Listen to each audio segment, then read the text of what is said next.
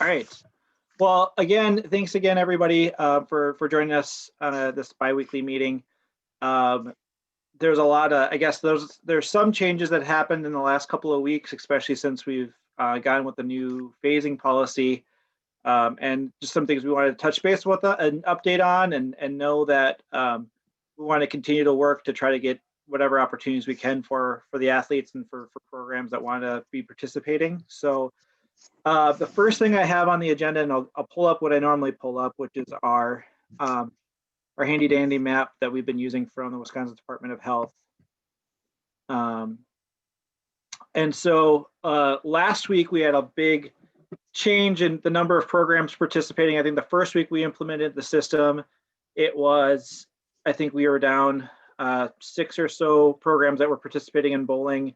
And then last week, after the numbers came out, it got down to where we only had 6 programs participating in bowling.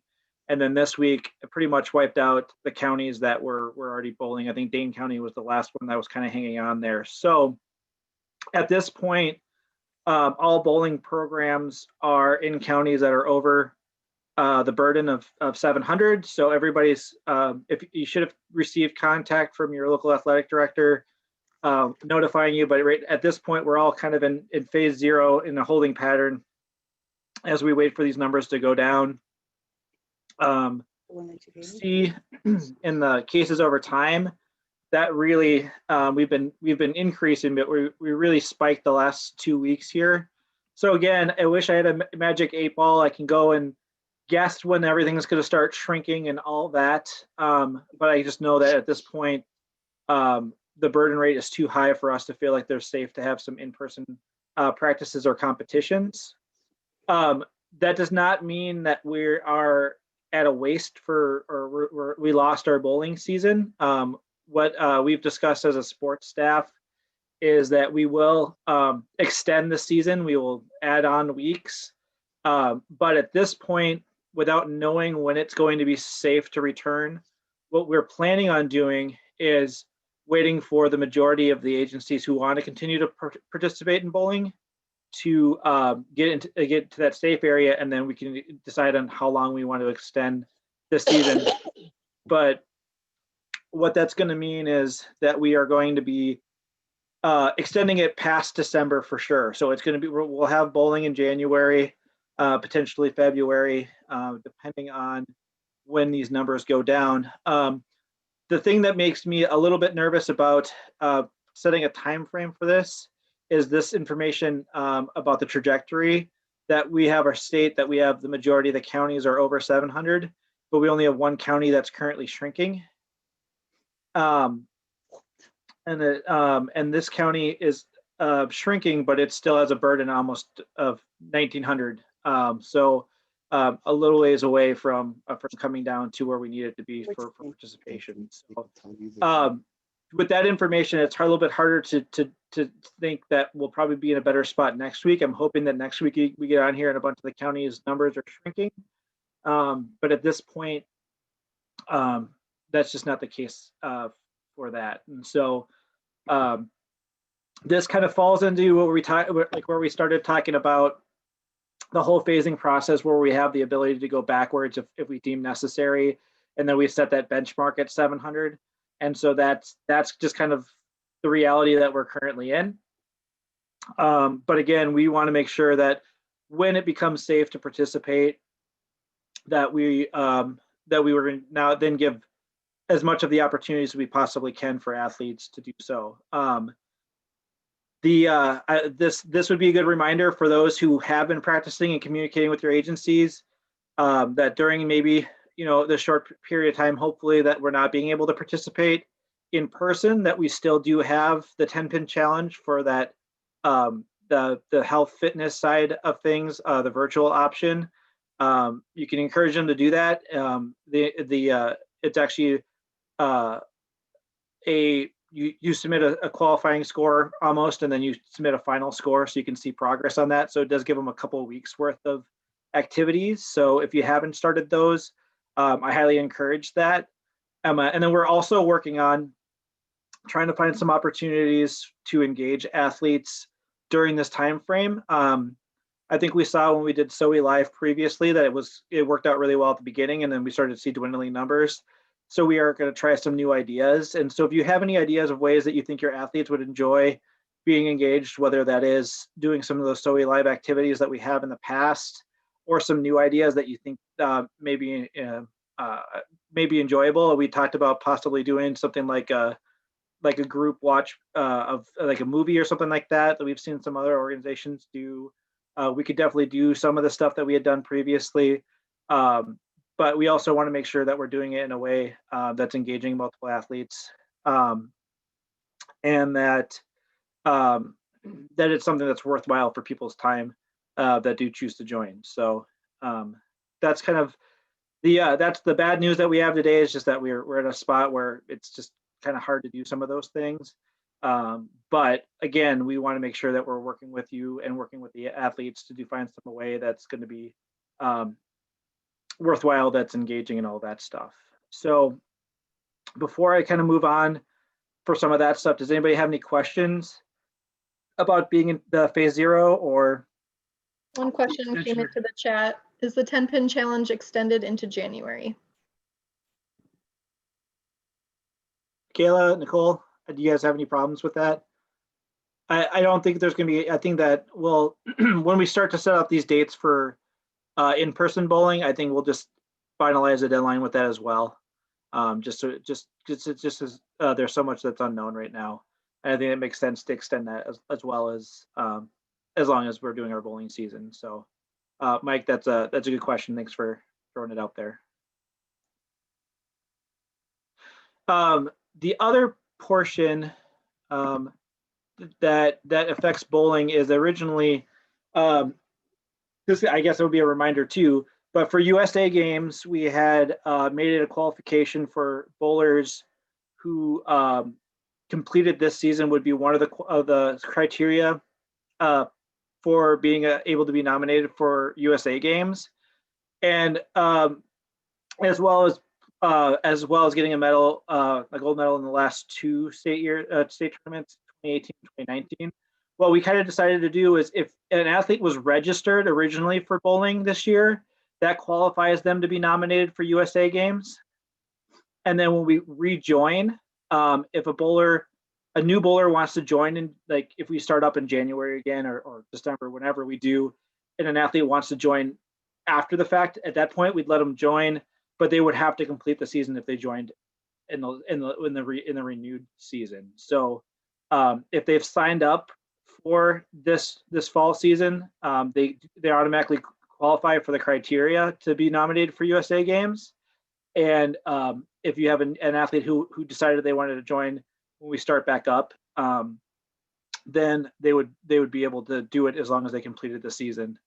So we're just kind of giving an extra little opportunity for people who want to do USA Games qualifying. And all that information's online. All that information is online on our website. There's the nomination form is an online form. We do have a couple of nominees that came in, and then so we'll be taking those nominations. And there's also the nominations for Unified Bowling, which we're bringing a couple unified pairs for bowling. So if you've competed at a unified bowling tournament in the past, you would qualify for that, and then you would just use that same nomination form. The other thing is we will have a coaches nomination form out soon. So if you have any coaches that would be interested in going to USA Games, there'll be a nomination form for them to fill out. That again will be online, and we'll send that out to people as it becomes available. I see Mark Allman said adding a Christmas challenge, bowling in Santa hats. That sounds like a great idea. If we're able to start bowling in December, I think we're open to it. I think we had some great Halloween costume pictures from people who sent those in. So that sounds like a great thing to do, a holiday themed bowling session if we're able to. Before I move on from bowling, the other thing that came up, we do have a poll for people. I believe I'm trying to remember how it's asked, but if we do, oh, here we go. Which would you prefer regarding the bowling league? I would like to participate again when COVID phasing allows it. I would not participate in bowling anymore. I'm ready to move on to the next season, and I would only participate in bowling in 2020. So if you guys want to take a second to fill that out, if you're not a bowling agency, you could, obviously feel free not to weigh in on this poll. This is kind of specific to those who are doing bowling currently. And I'm sorry if you have an answer that's not one of the options. I just quickly thought of what are possible options for people. And we were even talking about this before. It doesn't look like this is the case, but even if there was a couple agencies, I think we would still offer bowling, just because I think it's worthwhile for some of those programs. That maybe bowling is one of the few sports they do offer to be able to offer that when it's safe. When you go for 10 more seconds here.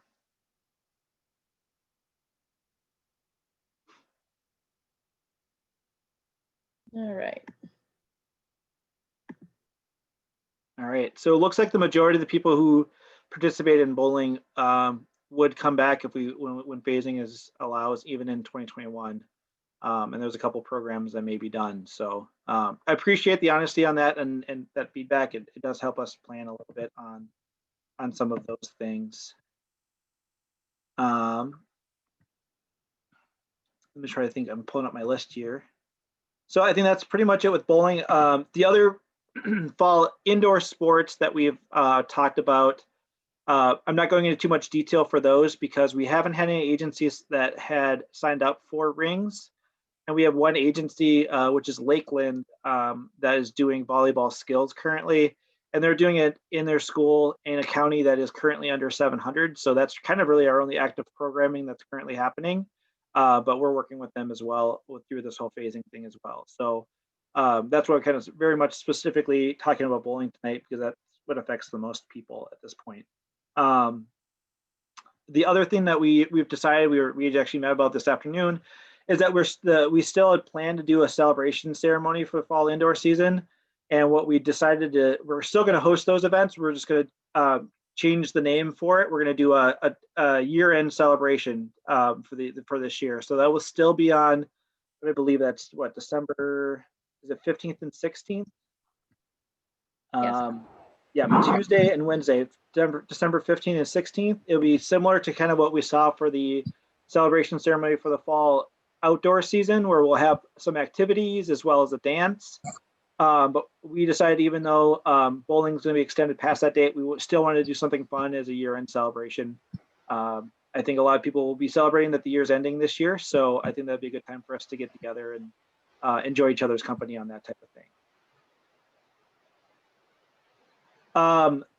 The next thing I want to do is provide a little bit of an update for what we're doing on Winter Games. So right now we're still planning on doing a state Winter Games. It's going to be a one-day competition. I think we had mentioned that previously. The date would be Saturday, February 20th. And the biggest thing for that is, obviously we're going to have to wait, hopefully get some of these numbers down within range for us to have an in-person event. But with doing so, we're also going to have to minimize the number of people at a competition site to 50 or less, and that includes the athletes participating, the staff volunteers that we need to run the competition, as well as spectators. And so we're looking at a variety of different ways to do that. What will probably end up happening is scheduling a couple of shifts for athletes to compete in. And it really will depend on how the numbers come in for registrations. But what I'm kind of leaning towards right now is the easiest way to control that, since the majority of I guess more specifically talking about snowshoe, which is our biggest number of athletes that compete. We have over 100 that were registered last year in snowshoe events. Is that we will most likely schedule a couple of agencies at a time and then run the most popular races. So that would be the 50, the 100, and the 200.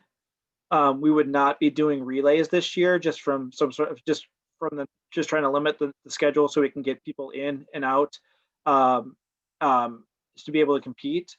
And also just the contact portion of the relays, just trying to minimize some of that risk. And that would be the no relays for snowshoe and for cross-country skiing at this point, just from a scheduling standpoint. And like I said, for cross-country skiing, we haven't decided what events we would limit to, because we do know there's some long-distance cross-country skiers and some short-distance cross-country skiers, as percentage-wise a little bit bigger there. So working on cross-country ski schedules, but right now it looks like we will most likely be offering the 50, the 100, and the 200 when it comes to snowshoe. And You said again, snowshoeing. what was that? You said 50, 100, and 200 for snowshoeing, but weren't we on skiing? I see, right. Yep. I said I haven't decided. We haven't made any limitations on events for cross country skiing right now. Okay, The ones I can say for and it's not finalized yet, but pretty much certainty that snowshoe would be limited to those 3 races, because that's where I think last year we had all but 1 or 2 athletes compete in those 3 races for individual events. So cross country skiing will still work on those.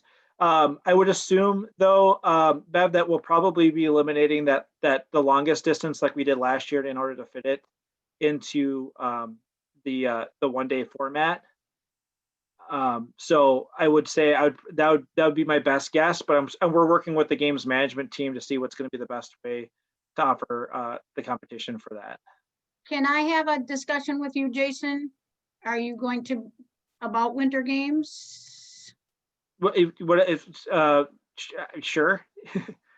Okay. Yep. I'm gonna We'll say just leave it at that. okay. Yeah. You can connect with me. Right now, my office phone rings to my cell phone. So if you give me a call at the office phone, we can be able to have a chat. Otherwise, we'll Okay. schedule a time. Okay. Okay, thank you. Is there any questions about the idea for winter games at this point?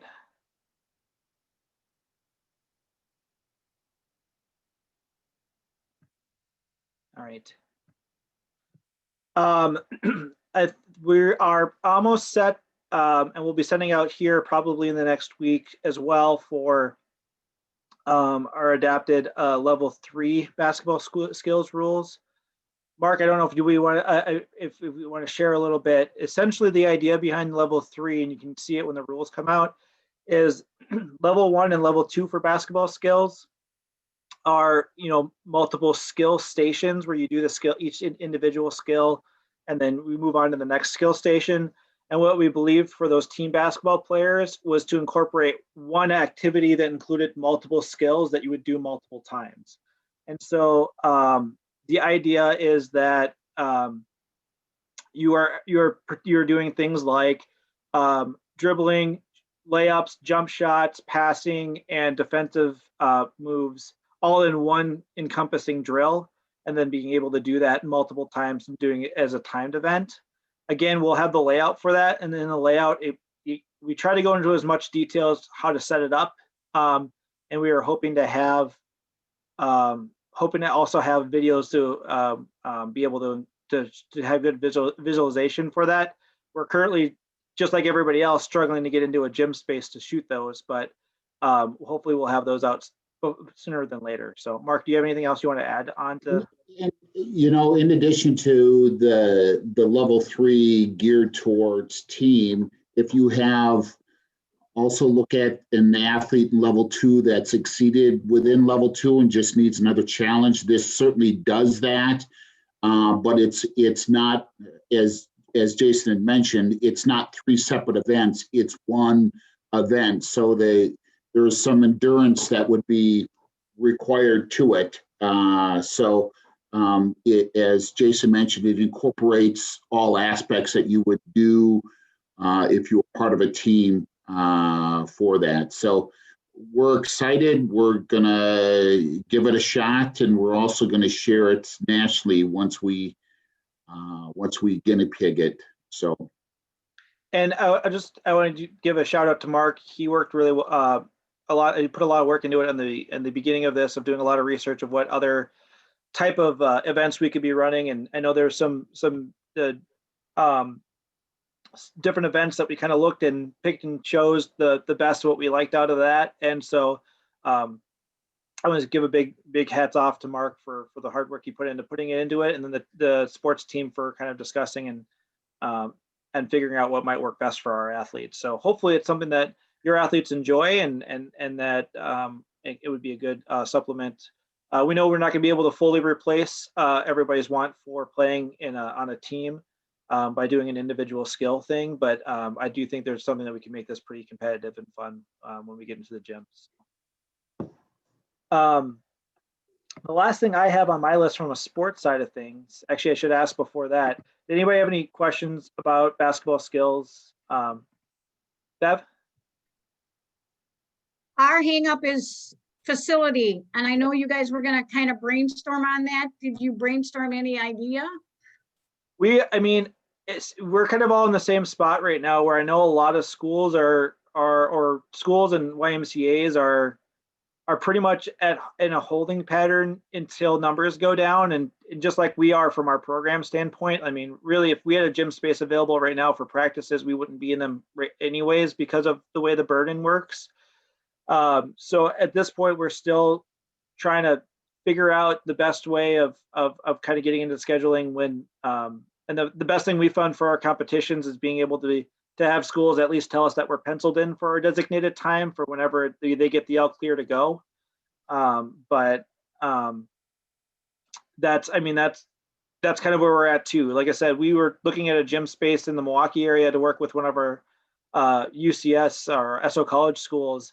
And that's been our hang up here too. So we've gotten people who said, hey, give us a call when the numbers go down a little bit and we're in. So I know YMCA's have been stricter than usual because of that. And I completely understand that idea from a liability standpoint. I know schools are really trying to limit foot traffic in buildings. And the unfortunate part about being in Wisconsin is we don't have a lot of outdoor basketball space come November, December, January. So we'll continue to look at, and like I said, we'll share our best practices as we get stuff in. But right now, we've had the best success going to previous relationships and just being asked to keep us at least penciled in when it comes to that. So, If a school is not having in person, if they're virtual, they can't have events in their building, and so that's. Yep. That's been that's been the struggle, and we're seeing more and more schools at least temporarily go to that side of things of going virtual, at least for a short term, whether it's because of cases or because of numbers. I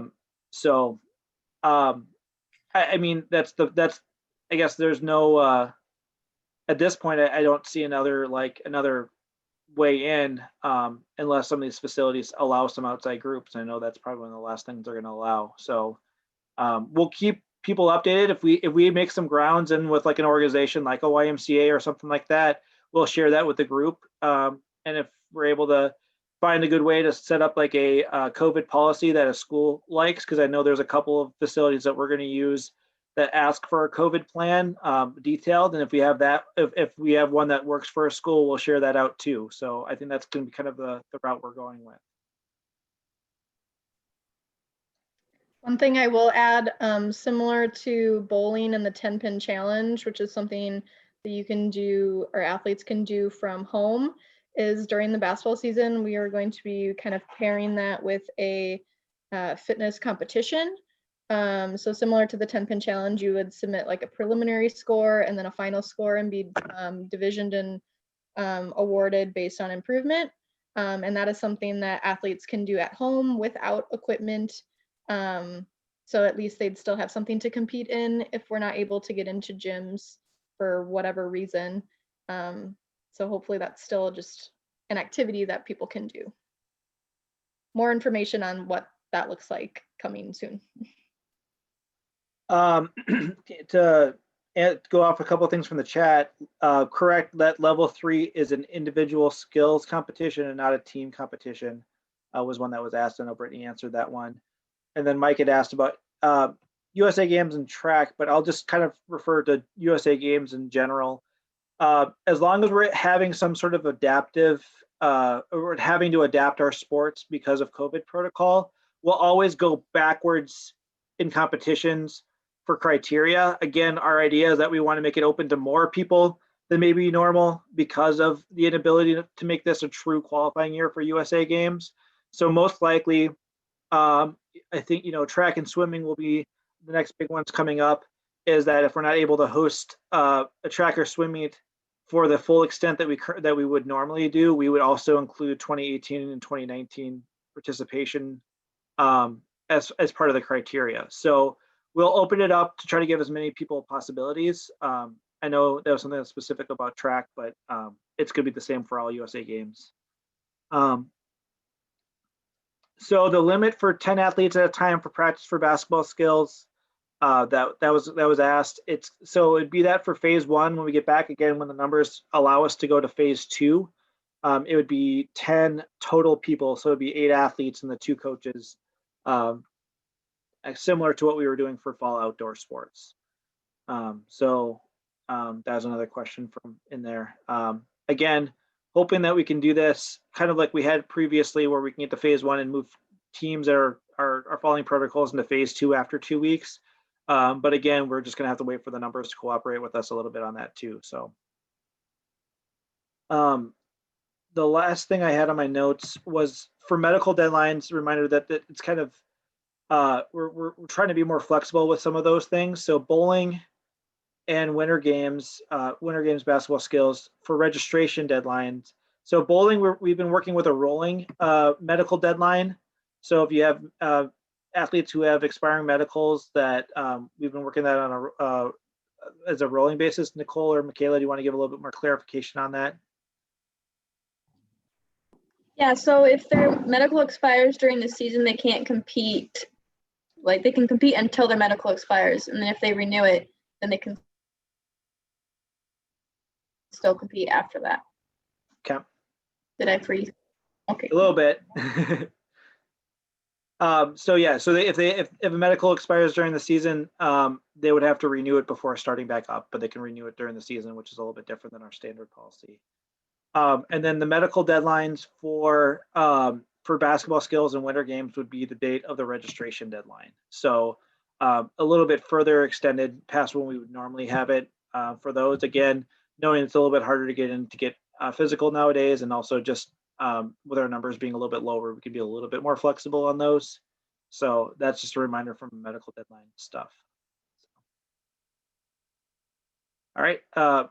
Brittany, do you want to jump in with some fitness updates? Sure. Just real quick, looking at the chat before I do that. Mark said for basketball skills level 3, perhaps a dribble, pass, dribble, shoot. Yeah, we have like this, it's almost like an obstacle course, I guess I would describe it, where it's the series of events in a certain order with a certain distance. It's hard to explain without them. Here, I'll try to pull it up and share here in a second. We do have something in place that you'll be able to mimic, so that way everyone's doing the same thing. We pretty much have the setup down, and we're just kind of waiting on. I guess we're finalizing the wording and the score sheet on it right now. Pull it up.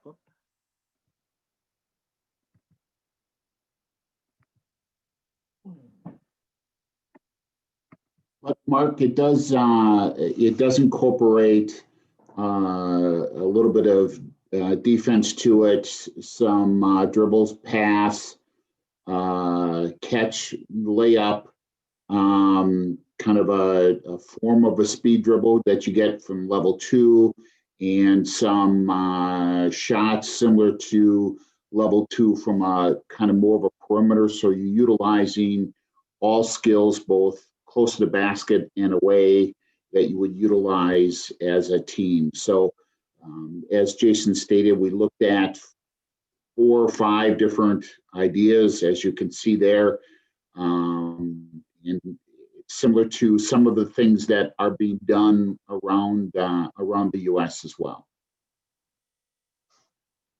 All right, so you can see I'm screen sharing, so you can see the basketball court layout here.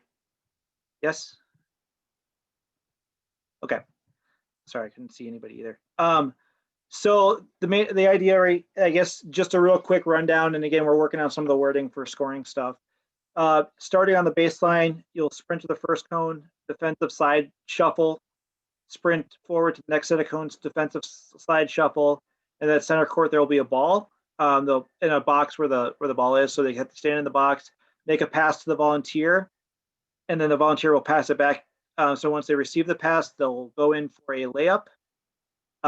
They get 3 attempts on all their shots, so they'll get 3 attempts at a layup, and if they make it the first one, then they're done. If they take all 3 and miss all 3, then that's their last shot, and they'll keep going.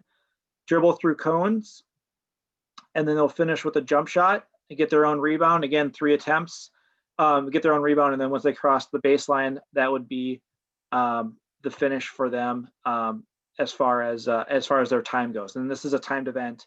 And then there's a penalty. There's a time penalty if they were to do any of the skills incorrectly.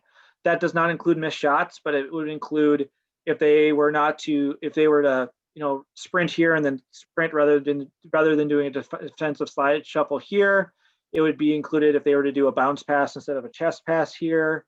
It would be included if they were to do a jump shot instead of a layup. So just mainly if they were to do the wrong skill, there would be additional time penalty that would be added onto that. They would go through this course twice, and then their best score would be the score that they would get as their final score, is the idea behind that. And it's non-consecutive. So they're not doing it and then they do it right away. Would be unfair to the athlete. So just like all of the others, everyone will go through it once, then everyone will go through it a second time. Yep. And we're really hoping that on the competition side of things, that hopefully as people are watching their division go through this, that hopefully the competitive juices get going a little bit and really gets the competition going too on that type of thing.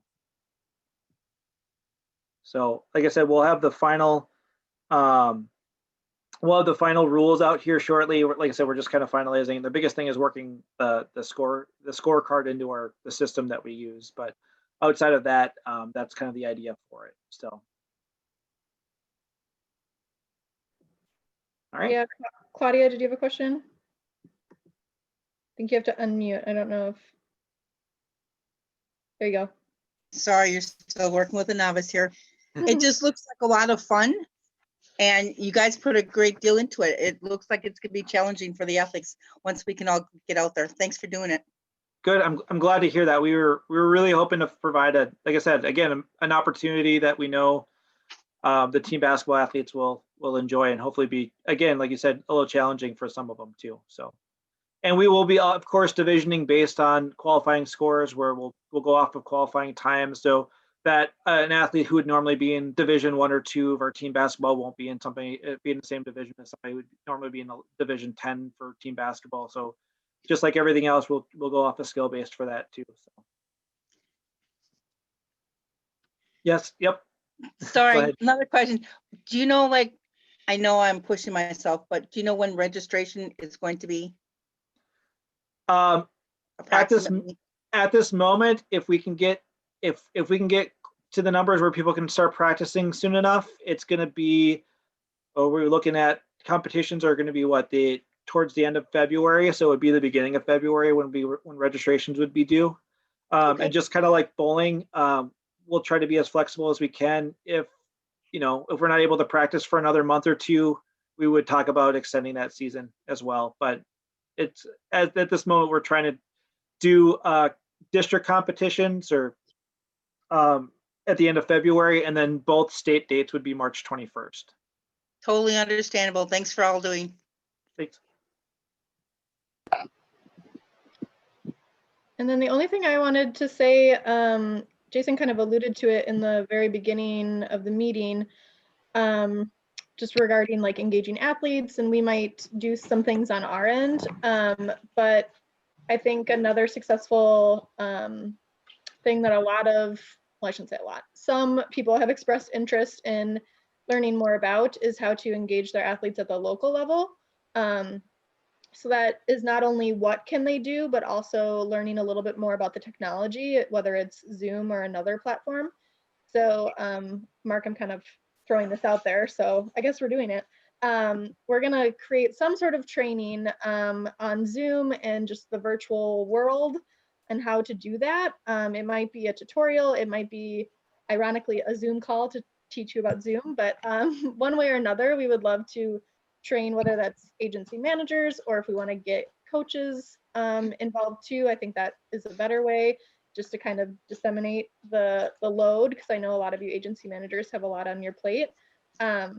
But either way, we would love to provide you guys with the resources so that if you wanted to directly engage with your athletes, that's another option. Some activities I obviously love fitness and I think workouts and things are great to do. But there are other things if that isn't your cup of tea. We've done scavenger hunts and bingo, and Jason mentioned movie night. You guys could do movie nights on your own, or book club, or whatever club you want.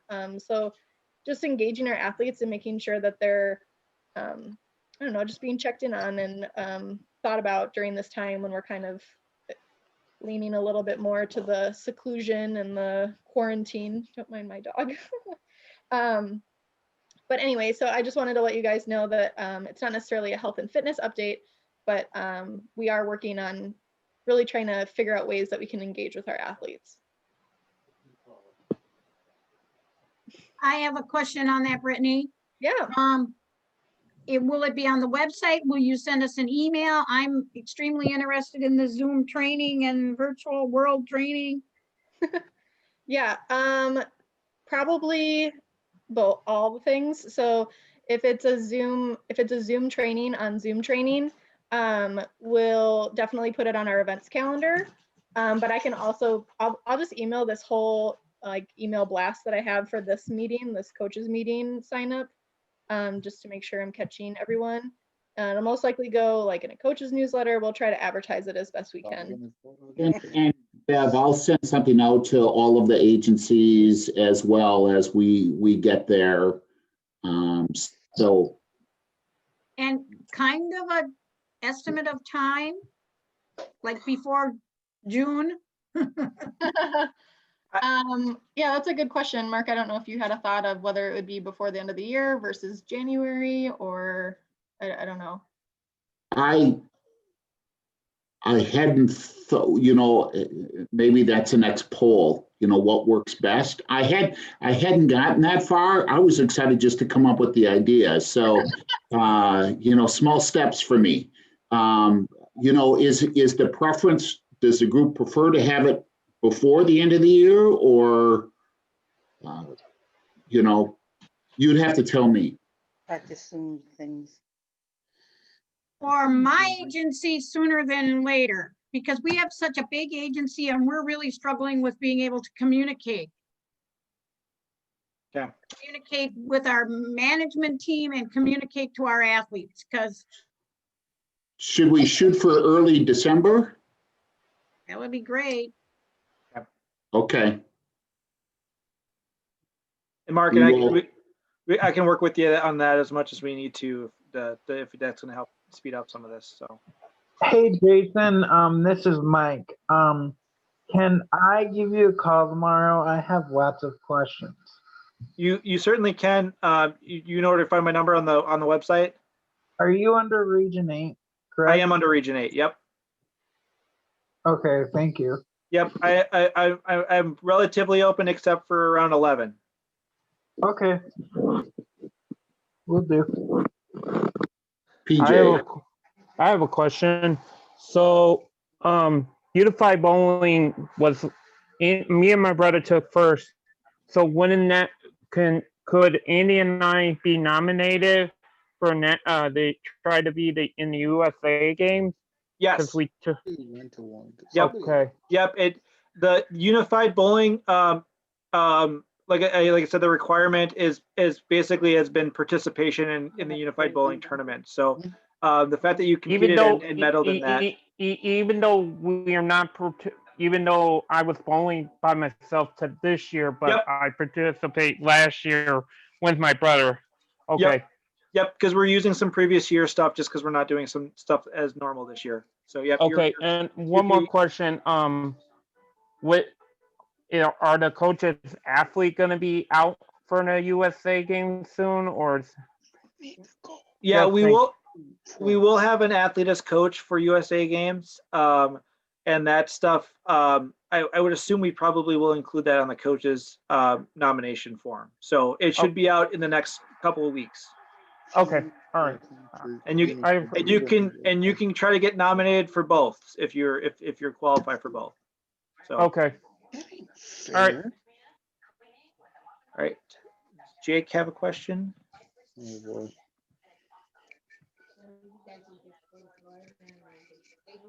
All right, Jake. Just No.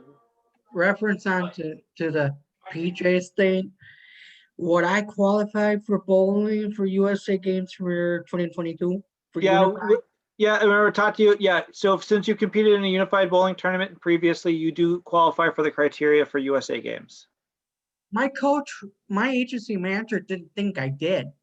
Yeah, we did. And we apologize for the unified stuff. We realized that it wasn't listed in the criteria on our bowling form, so we're updating that. But yeah, if you participated in a unified bowling in the last couple of years, that does meet the criteria for being nominated. And what we're trying to tell people too is that we want to take unified pairs that bowled together. So ideally, like, and I think PJ is just jumping back on, so maybe I'll wait for him to get his headphone in. All right, PJ, I'm talking about you. In this case, we would hope that unified pairs get nominated together. So PJ, we would want you and your brother to put a nomination in together if that works. And same with you, Jake. So, Like bowl with Sean Coffey last year. yep. So I mean, I would get the nomination form in either way. But if your unified partner can come is interested as well, I would recommend them not being nominated as well. All right. Okay. Okay. So I could let Elisa know that Yep, and we have a little time to get that nomination filled up. I would let your agency know that you'd be interested. So, yes. okay. Just a quick question for you, Jason. When I was on your meeting a couple of weeks ago, I know you had rolled out the plans for 2021. Yep. What do you mean by like a standalone state track meet? Can you explain that? Yeah. So, in order to limit the numbers of people at a single competition, what we're doing instead of doing a giant state games with multiple sports at it, like state summer games, we have soccer and track and swimming at the same venue. What we're doing is that we're going to have those as individual events at different venues. So that way we can minimize the number of people at one space at one time. So we will have a state track meet, and then at a separate date and or location, we'll have a state swim meet, and the same thing for soccer. Oh, okay. So we're still planning on trying to offer a second level of competition for that at this point. But it would just be, it's going to be smaller than your standard state tournament because of just the numbers we need to keep it down to. Mm-hmm. All right. And then there was one more question. The other one part of it is, so if I had qualified 2 years in a row and I got first place in a long running event, will that qualify me for the USA Games? Is that something you guys are doing? We're still determining what the criteria is going to be for track, just because we're not there yet and we don't know what that event looks like right now. Mm-hmm. But typically in the past, it has been medaling at state as a qualifying. And I think that obviously, like I said, from other sports, it's going to be a little bit more open than usual, but we will know a little bit more once we get closer to that season. Mm-hmm. Okay. Jason. I see, Claudia, you have your hand up again. There you go. Okay, I'm here. Sorry. There's another button I'm learning. Speaking with the national games, for the flag football, they're having a unified team. Now, our team played individual, but they played against a unified team. Does that mean we could nominate our athletes? We're working on that one because I think the original idea was that we're bringing an interscholastic team, but without having school-based teams participating in things, we may do a similar format that we did for soccer, as far as like having a clinic for unified partners that they attend, that they would be able to do, and then having athletes be able to be nominated based on being a part of a traditional team. We're way too early on figuring out how to do that. Technically, our qualifying year for that will be next football season, but we're working on it. our plans have changed a little bit on that just because of COVID stuff. So it may open that opportunity to your traditional flag football players, but we'll let you know when we figure out that criteria.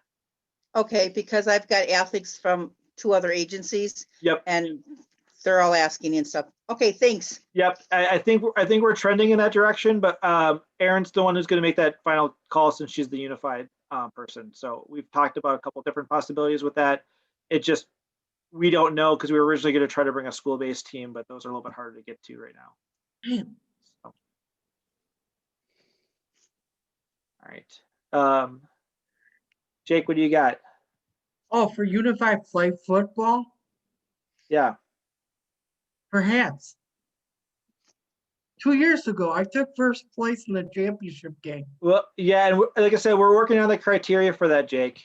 So we'll let you know. I don't know if you'll qualify or not based on that. It was for the UW students. What was that? It was for the UW Madison students, the Bachelors for Special Olympics Club. Yeah, and that's what we're trying to work with is just because they're not doing anything on campus right now, so it's a little bit harder to know what that will look like going forward. So, like I said, that's one of those things that's kind of up in the air. Like UW Madison and similar opportunities would be kind of where our first look would be, and those ones aren't happening right now. So, just like everything, like I said, we're going to look into it, and we'll know by next flag football season what our criteria for that's going to be. So. I do have a question. When it comes to the USA Games, can an athlete apply for more than one sport? Yep. They can apply for more than one sport. The way we've handled that in the past, and I think we would continue to do so, is that they would be nominated for multiple sports, but then they would have to choose which sport they would intend to go for by selection camp. So when they go to camp, they are only qualified for one of the sports. But if they were to say, hey, I qualified for bowling, I'm going to do that, and then they find out down the road, hey, I'm also qualified for track, I'll put my nomination in for that. When it comes to the selection camp, they'll have to choose either between track and bowling.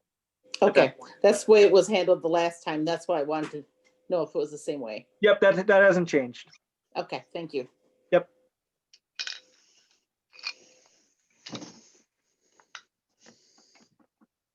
Brittany, did you have any more fitness stuff that you were sharing, or was about it? Okay. Otherwise, does anybody else have any other questions for this week?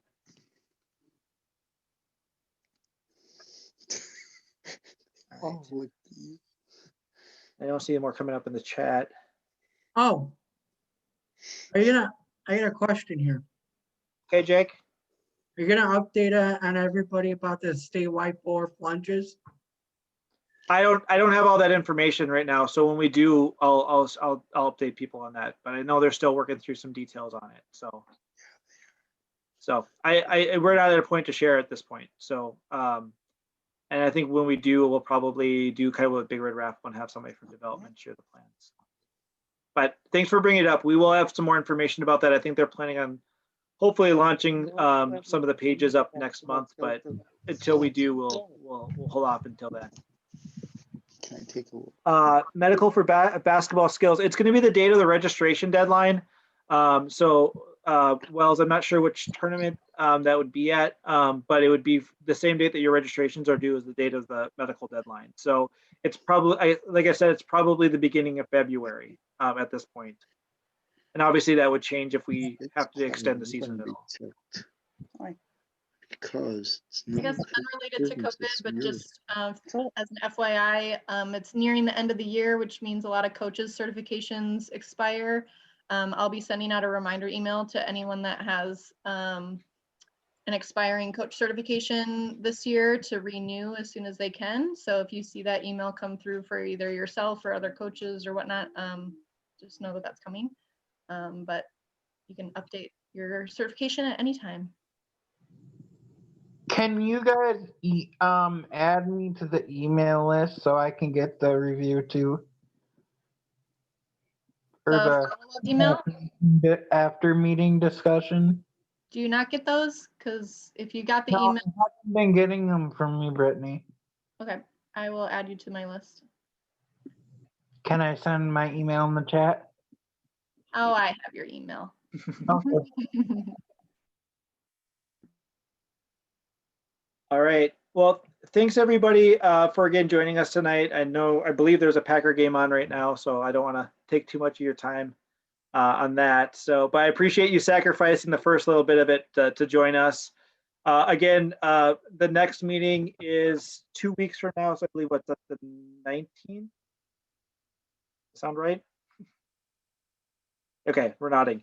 The 19th, and then so it works off. So we don't have to worry about Thanksgiving and all that type of stuff. So we'll see everybody in a couple weeks. Hopefully, we have some better news as far as the COVID numbers goes. But otherwise, we will probably keep providing you with some updates for some of the upcoming seasons and all that type of stuff. So thanks everybody. Have a good night, and we'll see you in a couple weeks. Thank you.